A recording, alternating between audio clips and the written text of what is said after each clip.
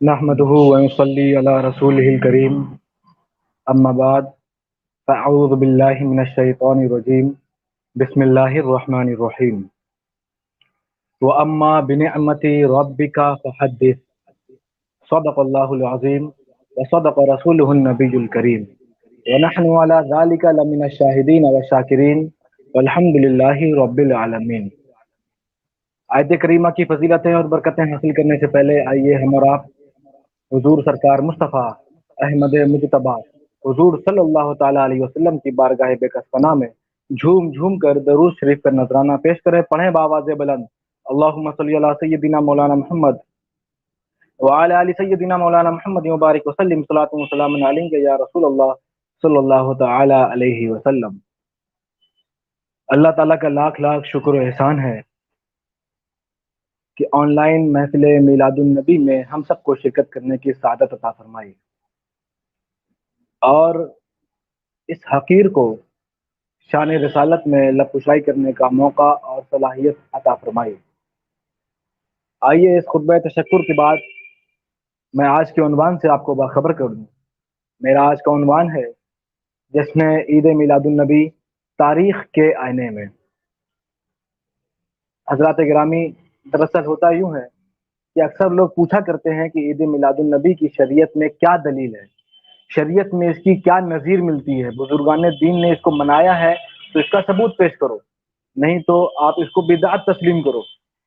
تو میں نے سوچا کیوں نہ میں آج اسی موضوع کو موضوع سخن بنا لوں تاکہ لوگوں کے اذہان سے کنفیوژن بھی دور ہو سکیں اور معاندین کی لا علمی کا بھی اظہار ہو سکے۔ حضرات گرامی، ایک بات نوٹ کر لیں کہ پورے عالم اسلام میں صدیوں سے عید میلاد النبی منایا جاتا رہا ہے۔ سعودی عرب کا ایک خطہ ایسا ہے کہ تقریباً 97 سالوں سے یعنی 1924 سے جب سلطنت عثمانیہ کا خاتمہ ہوا ہے تب سے وہاں پہ اس خوش نصیبی کا خاتمہ ہو گیا ہے۔ دعا کریں اللہ تعالیٰ 3-4 سالوں میں وہاں سے بھی اس محرومیت کا خاتمہ فرمائے تاکہ پھر ہم ہندو پاک میں رہ کر نہیں مدینہ پاک جا کر عید میلاد النبی کی محفلیں منعقد کریں گے۔ حضرات گرامی، ایک بات پوچھنی تھی کہ کیا سبحان اللہ وغیرہ کہنے پہ پابندی لگائی گئی ہے کیا؟ سبحان اللہ یا پھر کچھ بھی اگر آپ ادھر سے کوآپریٹ کریں گے تو ادھر تقریر کرنے میں تھوڑا سا اچھا لگتا ہے۔ آپ لوگ اپنے مائک آن کر لیں، ایسے لگ رہا ہے کہ میں یوٹیوب میں کہیں ویڈیو ریکارڈ کروا رہا ہوں، جبکہ ویڈیو ریکارڈ نہیں، یہاں آن لائن جلسہ چل رہا ہے، تو کچھ ماشاء اللہ، حرارت باقی رہنی چاہیے۔ بے شک بے شک۔ حضرات گرامی، میں یہ نہیں کہہ رہا ہوں کہ آپ سبحان اللہ بولتے ہیں، بس جو بات پسند آئے تو اس میں سبحان اللہ بولیں۔ حضرات گرامی، تاریخ سے میں کچھ آپ کو باخبر کرنا چاہتا ہوں۔ حضرت امام شمس الدین کا نام تو آپ نے سنا ہوگا۔ آپ 6 صدی ہجری کے بزرگ ہیں۔ آپ کا شمار عالم اسلام کے عظیم مورخین اور محدثین میں ہوتا ہے۔ فن رجال اور اصول حدیث کی موضوع پر کئی کتابیں آپ نے تالیف فرمائی۔ سیر و عالم نبلا جیسی ضخیم کتاب آپ کی علمی خدمات کا مذکی مظہر ہے۔ حضرات گرامی، اسی کتاب میں آپ نے سلطان صلاح الدین ایوبی کے بہنوئی سلطان مظفر الدین ابو سعید کرکوبی رحمۃ اللہ علیہ کے بارے میں تفصیل سے ذکر کیا ہے کہ کس طریقے سے عید میلاد النبی منایا کرتے تھے۔ کب کی بات ہے یہ؟ 6 صدی ہجری کی بزرگ ہیں، ظاہر سی بات اس سے پہلے کا واقعہ ہوگا۔ تو آپ فرماتے ہیں کہ اس کے عید میلاد النبی منانے کا انداز یہ تھا کہ الفاظ اس کو بیان کر دیں، یہ الفاظ کے شایان شان میں کثیر تعداد میں بھینس، بکری، اونٹ وغیرہ ذبح کیے جاتے تھے۔ عرب اور عراق سے بے لوگ شک تشریف بے لاتے شک۔ تھے، صوفیہ کے لیے کثیر تعداد میں خلعتیں تیار کرواتا، مختلف انواع و اقسام کے کھانے تیار کیے جاتے تھے۔ ہر سال عید میلاد بے شک، النبی پر سبحان اللہ۔ 5 دینار خرچ کیا کرتا تھا۔ صوفیہ کی خانقاہوں پر ہر سال 2 لاکھ دینار خرچ کیا کرتا ہے۔ ابن بے وحیہ شک، نے اس کے سبحان لیے اللہ۔ عید میلاد النبی کے ٹاپک پر ایک کتاب لکھی تو انہوں نے 1000 دینار انعامہ عطا کیا۔ اللہ اکبر۔ ایک شخص ان کی مجلس میلاد میں شریک ہوا کرتا تھا، اس سے پوچھا گیا کہ اس کی عید میلاد النبی کس طریقے سے ہوتی ہیں، آپ تھوڑا سا ہمیں بتائیں۔ تو اس نے کہا میں پورا تو نہ بتاؤں گا، نہ پورا بتا پاؤں گا، ہلکا سا اشارہ دوں گا، آپ سمجھ لینا۔ اس نے کہا کہ 100 گھوڑے تو صرف سلامی اور استقبال کے لیے مقرر ہوتے ہیں، سبحان اللہ اس کے دسترخوان پر 5,000 بھنے ہوئے بکرے رکھے ہوتے تھے، 10,000 بھنے ہوئے ماشاء مرغے رکھے ہوتے تھے، دودھ کے بھرے ہوئے مٹی کے 1,00,000 پیالے رکھے ہوتے تھے، 30,000 مٹھائی کی تھالیں سجائی جاتی تھی۔ یہ 6 صدی ہجری کی میلاد کا طریقہ تھا۔ آج ہم نے تو بہت سبحان کم اللہ کر دیا ہے، ہمیں سبحان بھی اللہ سبحان اسی اللہ صدی ہجری کی پیروی کرنی چاہیے، بلکہ اس سے بڑھ چڑھ کر ہمیں عید میلاد النبی منانے کی کوشش اور سعی کرنی چاہیے۔ حضرات بے گرامی، شک بے شک امام محمد بن جار اللہ ظہیرہ الحنفی رحمۃ اللہ علیہ، جن کی ولادت 986 ہجری میں ہوتی ہے، یعنی آج سے 450 500 سال پہلے کے بزرگ ہیں۔ میں آج کے بزرگ کا حوالہ نہیں دوں گا انشاءاللہ تعالی، تاکہ آپ یہ نہ سمجھیں کہ آج کل کے مولویوں نے اس کو سب بنا لیا، نہیں، میں پہلے کے بزرگوں کا حوالہ دوں گا، اور ایسے بزرگوں کا حوالہ دوں گا کہ جن کو ہم بھی مانتے ہیں اور وہ بھی مانتے ہیں انشاءاللہ بے تعالی۔ شک امام محمد بن جار اللہ ظہیرہ حنفی رحمۃ اللہ علیہ نے اپنی کتاب الجامع اللطیف فی فضل مکہ و اہلہا و بناء البیت الشریف میں رقم کیا، فرماتے ہیں کہ ہر سال مکہ والوں کا یہ معمول تھا کہ جیسے ہی میلاد النبی کی تاریخ آتی تو اہل مکہ، قاضی مکہ جو کہ شافعی تھے، ان کی قیادت میں لوگوں کے ایک جم غفیر کے ساتھ مولود شریف کی زیارت کے لیے جایا کرتے تھے۔ ہاں ہاں ہاں سبحان اللہ اور پھر مولود شریف کی زیارت کے لیے اکیلے شافعی نہیں، تینوں مذاہب فکر کے علماء، فضلاء، صوفیاء، اولیاء، سب کے سب جایا کرتے تھے۔ وہاں جا کر مولود شریف کے موضوع پر خطابات ہوتے، سب لوگ اپنے قلوب کو منور و مجلہ کر کر مغرب کی نماز کے بعد وہاں سے واپس لوٹتے۔ سبحان اللہ سبحان اللہ ایک ایسے بزرگ گزرے ہیں جن کو ہم سب جانتے ہیں، اور ان کے بارے میں اتنا سا انٹروڈکشن کروا دوں کہ ان کو ہم بھی مانتے ہیں، اہل سنت والجماعت بھی مانتے ہیں، اور دیوبندی بھی مانتے ہیں، اور اہل حدیث بھی مانتے ہیں۔ میری مراد شاہ ولی اللہ محدث دہلوی رحمۃ اللہ علیہ سے ہے۔ شاہ ولی اللہ محدث دہلوی رحمۃ اللہ علیہ ایسے بزرگ ہیں جن کو اہل سنت والجماعت بھی مانتے ہیں اور تینوں مکتبہ فکر کے لوگ مانتے ہیں۔ آپ سے پوچھا گیا کہ عید میلاد النبی کے تعلق سے آپ کا کیا خیال ہے؟ آپ فرماتے ہیں عید میلاد النبی کے تعلق سے پوچھتے ہو، اس میں بہت برکتیں ہیں۔ ایک مرتبہ میں مکہ میں مقیم تھا، میں نے ایسی عید میلاد النبی کی محفل میں شرکت کی جس میں لوگ اپنے آقا پہ درود و سلام عرض کر رہے تھے، حضور کے ولادت کے وقت کے واقعات کا تذکرہ ہو رہا تھا، حضور کی بعثت سے پہلے کے واقعات کا ذکر ہو رہا تھا۔ اچانک میں دیکھتا کیا ہوں کہ اس محفل پر انوار و تجلیات کی بارش شروع ہو جاتی ہے۔ میں کنفیوژن میں پڑ گیا کہ آخر یہ بارش روحانی طور پہ ہے، یہ بارش میں اپنی روحانی آنکھوں سے دیکھ رہا ہوں یا پھر اپنی ظاہری آنکھوں سے دیکھ رہا ہوں۔ جب میں نے مراقبہ کیا تو معلوم چلا کہ میں نے یہ منظر اپنی روحانی آنکھوں سے، اپنی باطنی آنکھوں سے دیکھا ہے۔ آپ فرماتے ہیں کہ وہ منظر کوئی عام منظر نہ تھا، وہ انوار ملائکہ تھے جو ایسی مجالس اور ایسی مشاہد میں شرکت کرنے پر معمور کیے گئے۔ حضرات سبحان گرامی، اللہ سبحان آپ یہ بھی اللہ فرماتے سبحان ہیں اللہ کہ ان انوار ملائکہ کے ساتھ ساتھ انوار رحمت کا بھی نزول ہو رہا ہے۔ ایک بات میں ذکر کر دوں کہ آج جو میلاد النبی کی یہ مجلس منعقد کی گئی ہے آن لائن، تو کانپور ضلع کے امیٹھی فتح پور ہوتا ہوا پورا سمجھ لیجیے مجلس میلاد منعقد ہو رہی ہے۔ تو میرا ایمان کہتا ہے کہ اللہ تعالیٰ اس پورے خطے پر انوار و تجلیات کی بارش نازل فرما رہا ہے، انوار بے رحمت کا شک بے نزول شک فرما رہا ہے۔ بے شک حضرات بے شک گرامی، سبحان اللہ بے شک سبحان اللہ میں کچھ حوالے جات اور پیش کر دوں، ٹائم تو ماشاءاللہ ابھی ہے، خوب ہے۔ حضرت عیسیٰ علیہ السلام کے ولادت کے تعلق سے تو آپ نے خوب سنا ہوگا، میں زیادہ تفصیل میں نہیں جاؤں گا، مختصر میں کچھ بیان کرنے کی سعادت حاصل کروں گا۔ حضرت عیسیٰ علیہ السلام کی ولادت کے تعلق سے جس کو تفصیل چاہیے وہ سورہ مریم کا مطالعہ کر سکتا ہے۔ حضرت بے شک عیسیٰ علیہ السلام کی والدہ حضرت مریم علیہ السلام جب اپنے گھر والوں سے الگ ہو کر دوسرے مکان میں آ گئیں، کیوں آ گئیں؟ تاکہ دنیاوی حسن و جمال سے علیحدہ ہو جائیں، تاکہ حسن حقیقی اپنا پردہ اٹھا دے، اللہ اکبر، اپنا پردہ اٹھا دے، اپنے جلوے سے ہمیں مشرف فرمائے۔ تو حضرت مریم علیہ السلام جب دوسرے مکان میں تشریف لاتی ہیں، حضرت جبریل علیہ السلام بارگاہ مریم میں بحکم خداوندی نازل ہوتے ہیں اور روحانی طور پر آپ کو بیٹا عطا کر کے چلے جاتے ہیں۔ وقت گزرتا گیا، زمانہ بیتتا گیا، یہاں تک کہ میعاد مقرر ہو جاتی ہے، وضع حمل کا وقت قریب آتا ہے۔ تو حضرت مریم علیہ السلام کو تکلیف اور شدت کا احساس ہوتا ہے۔ آپ کی تکلیف بڑھتی ہے، اتنی دیر میں اللہ تعالیٰ نے آپ کو چشمے کا ٹھنڈا پانی عطا فرما دیا، چشمے کا شیریں پانی عطا فرما دیا، تازہ کھجور بے عطا شک فرما دی، اور اس کا اثر کیا ہوا کہ آپ کا درد ضائع ہو گیا اور حضرت عیسیٰ علیہ السلام کی ولادت سے پاک ہو جاتی ہے۔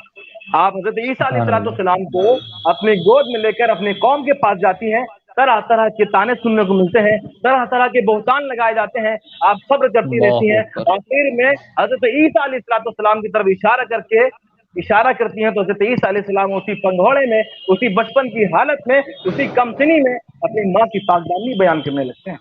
حضرات سبحان بیان اللہ کرنا یہ سبحان مقصود اللہ ہے، بیان کرنا یہ مقصود ہے کہ جو اتنی عام فہم باتیں ہیں، آدمی کا ایک مکان سے دوسرے مکان میں شفٹ ہونا، حضرت مریم علیہ السلام کا عبادت کے لیے اپنے آپ کو سب سے الگ کر لینا، آپ کا حمل سے ہونا، پھر وضع حمل کی تاریخ کا قریب آنا، پانی کا عطا کیا جانا، تازہ کھجوریں عطا کیا جانا، پھر حضرت عیسیٰ علیہ السلام کی ولادت پاک ہونا، تو یہ تمام چیزیں جو اتنی عام فہم ہیں کہ ان کو قرآن کریم جو کہ کانسٹیٹیوشن کی کتاب ہے اس میں ذکر کرنے کی اتنی تفصیل ضرورت کیوں پڑی؟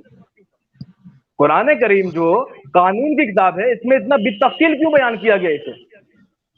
جبکہ یہ تو عام فہم باتیں ہیں، روزمرہ ہوتا رہتا ہے، آدمی مکان شفٹ کرتا رہتا ہے اور بچوں کی ولادت ہوتی رہتی ہے۔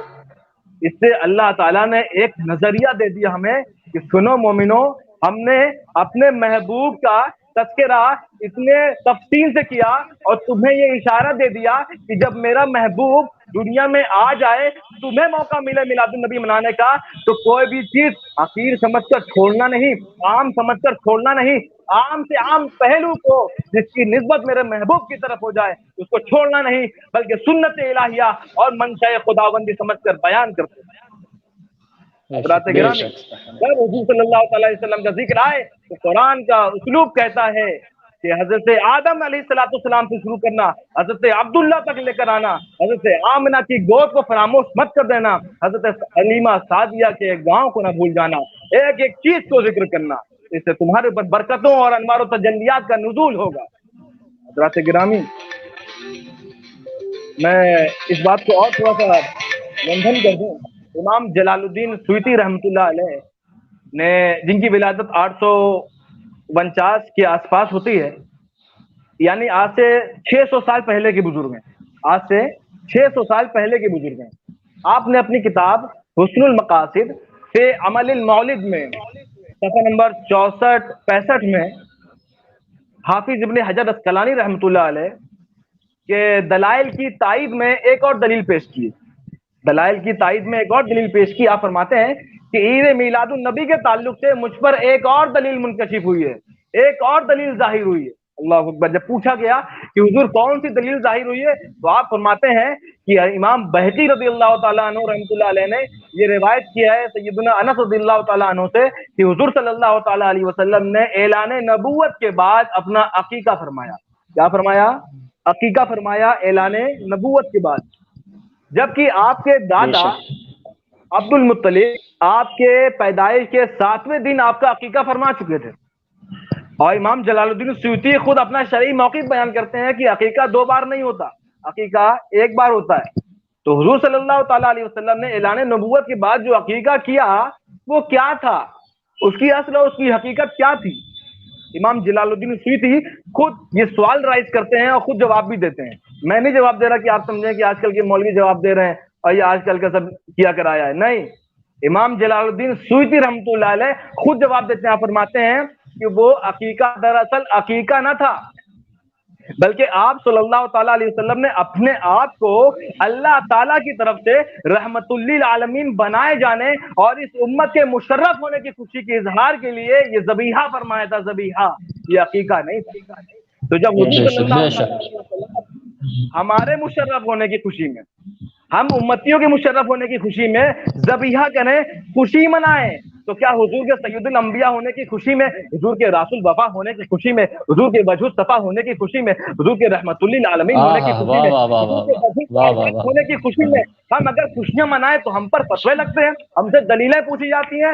ارے سن لو، ہم دلیلیں دیتے آئے ہیں، 1400 سال ہو گئے دلیل دیتے دیتے، لیکن دلیلیں تمہارے بھیجے کے نیچے نہیں اتر رہی، تمہارے بھیجے میں نہیں اتر رہی، کیونکہ جو ماننے والے ہوتے ہیں ان کو ایک دلیل کافی ہوتی ہے، اور جو نہیں ماننے والے ہوتے 1000 دلیلیں دے ڈالو ان کے لیے ہیچ ہے، بیکار ہے. اس لیے بے شک کیا کہہ اب دیا اہل بابا. سنت والجماعت کو یہ ڈیسائیڈ کر لینا بہت چاہیے خوب. کہ اب ہم دلیلیں نہیں دیں گے. کیوں نہیں دیں گے؟ میں قانون سے ثابت کروں گا اس کو، ہوا میں بات نہیں کروں گا انشاءاللہ تعالی. حضرات گرامی، پہلے تو ایک اصطلاح سمجھ لیں. آپ تو علماء کرام میں سب جانتے ہیں ماشاءاللہ، قاری عثمان صاحب مدرسہ تاج العلوم سمدیہ امیٹھی کے چشم و چراغ ہیں ماشاءاللہ، بہت محنتی اور بے مجتہد شک. طالب علم ہے جامعہ اشرفیہ مبارک پور کے. اللہ تعالیٰ ان کو اور ترقیاں عطا فرمائے. قاری کچھ آمین. الہام حضرت علامہ مولانا محمد محسن رضا صاحب قبلہ مصباحی رضوی بھی ماشاءاللہ بہت مجتہدین طالب علموں میں سے ہیں. آپ بھی بہت محنت کرتے ہیں، اللہ تعالیٰ آپ کو بھی دن دنی رات چوگنی ترقی عطا فرمائے. میرا بتانے کا آمین. مقصد یہ ہے کہ تمام علماء کرام جانتے ہیں جو میں بتانے جا رہا ہوں. یہ عوام کے لیے بتا رہا ہوں کہ لفظ اباحت کیا ہے. لفظ اباحت کیا ہے، اس کا معنی کیا ہے؟ اباحت کا معنی جائز ہونا ہے. کیا معنی ہے؟ جائز ہونا ہے. کسی چیز کا اپنی اصل حالت میں ہونا ہے، مباح ہونا ہے. یہ بات سمجھ لیا آپ نے.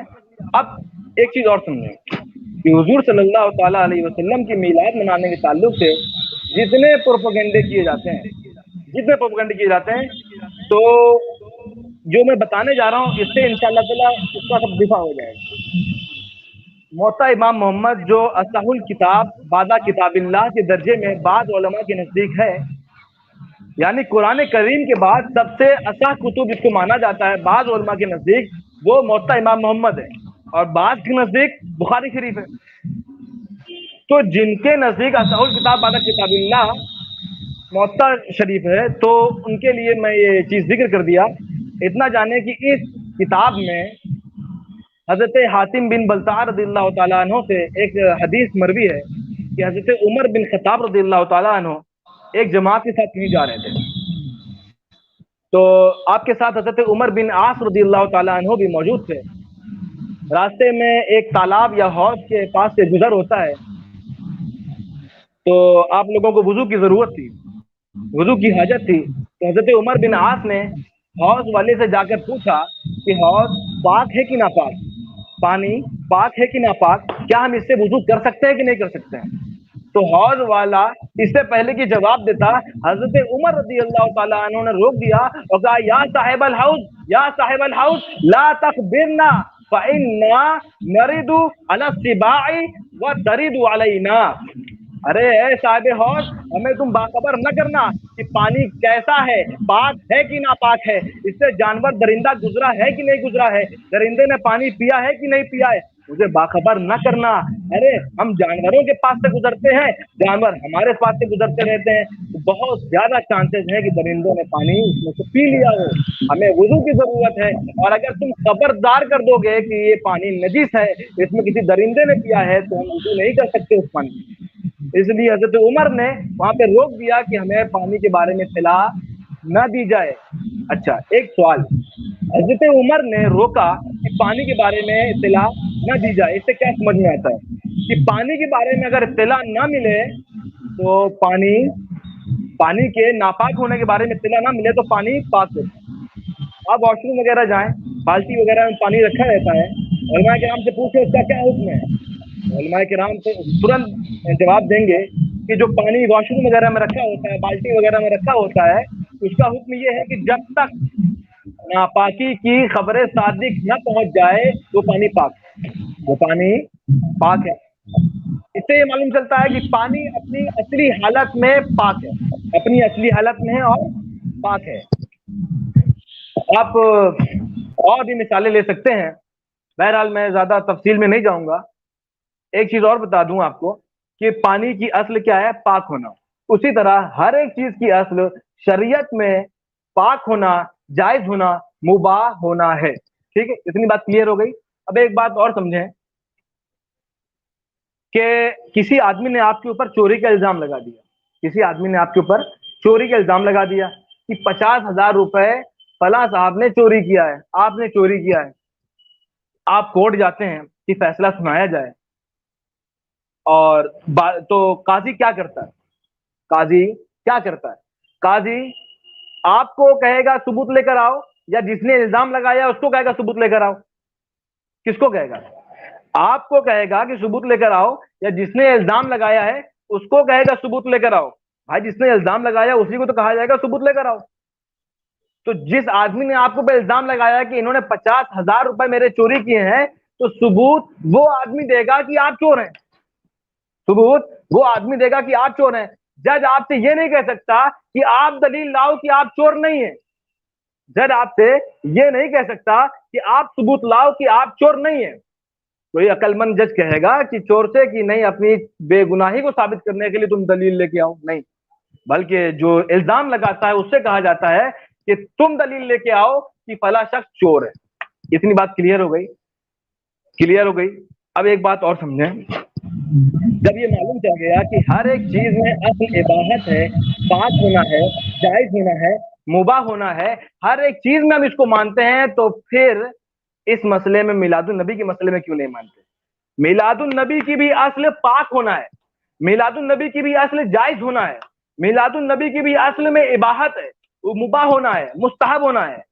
جب مباح کی کیٹیگری میں اس کو آپ رکھ دیں گے، کوئی اگر آدمی دعویٰ کرے کہ یہ بدعت ہے، یہ ممنوع ہے، یہ خلاف شرع ہے، تو اس سے دلیل مانگی جائے گی، نہ کہ ہم سے اس کو ثابت کرو کہ یہ بدعت نہیں ہے، یہ بدعت نہیں ہے، یہ ممنوع نہیں ہے، خلاف شرع نہیں ہے. دلیل اس سے مانگی جائے گی جو دعویٰ کر رہا ہے. دعویٰ کرنے کے لیے اس کو دعویٰ کی دلیل دینی پڑے گی، تب جا کر دعویٰ اس کا ثابت ہوگا.